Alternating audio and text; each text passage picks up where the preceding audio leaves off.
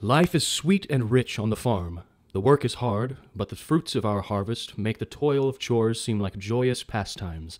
Our days are, as always, bountiful and full, like the waffles on our plates and the ales in our glasses.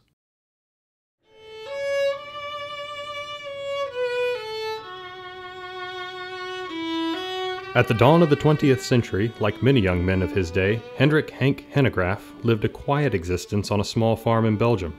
Life was hard by modern standards, but to those who lived the rural life, anything other than days filled with cultivating and harvesting grain was unthinkable. It's all we knew, you see. And even if I had known a different way of life, I wouldn't have wanted it. While the work was hard, the spoils were sweet. Each meal was a joyous celebration with plates full of rich Belgian waffles and glasses full of rich Belgian ale.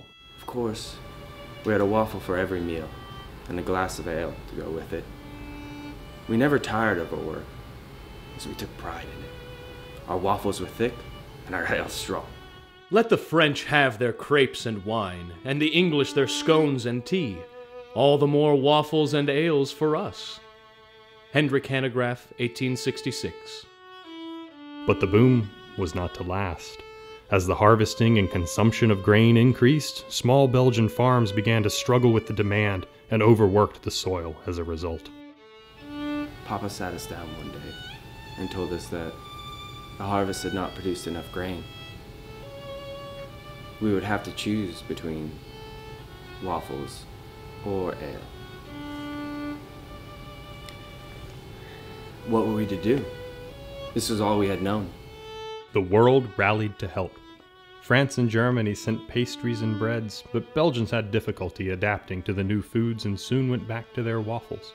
But there was not enough grain to produce the waffles and ales, and so the sacrifice was made and the production of ale ceased on farms around the country. Neighboring countries instead sent beer to help Belgium in its plight, but the foreign beer was lighter and weaker than Belgian farmers were accustomed to, and many longed for the homemade ale that had filled their glasses in previous years. It was water. Actually, our water on the farm was stronger than what they called beer.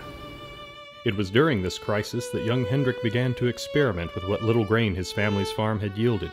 He kept his experiments secret out of fear that he would be accused of wasting the precious crop. My work will be our saving or our undoing. If I succeed, I will be greeted with open arms. If I fail, I fear I will be forced to live my days in exile, or worse, a city.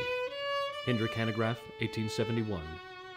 In the third year of the grain shortage, Hank Hanegraaff perfected his recipe for a beer.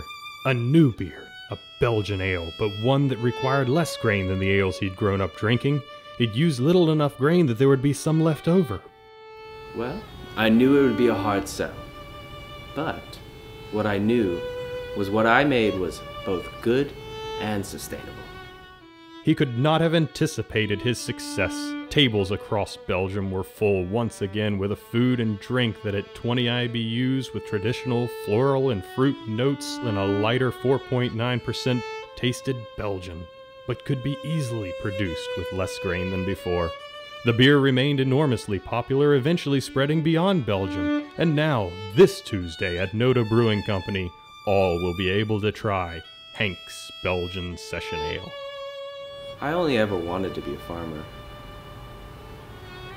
But a waffle maker? A beer maker? Not a bad life, I suppose.